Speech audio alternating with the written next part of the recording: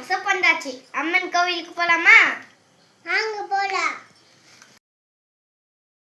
தொட்டியத்தில் அழகு தில்லையில் திருச்சி நகர் உறையூரில் காளி என்ற கோவில் கொண்டு கொழுவிருக்கும் அம்மனும் நானே.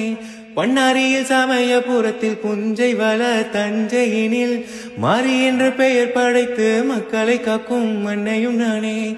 அகிலமும் சுழலாதா அடியே என் பிடியினிலே, அதிசயம் நிகழாதான் நினைச்சா ஒரு நொடியினிலே. கைகளில் சக்கரம் சங்கை கொண்ட கோவிந்தராஜனின் தங்கை, மாசடை மீதினில் கங்கை கொண்ட வள்ளலும் வல்லிடும் நங்கை.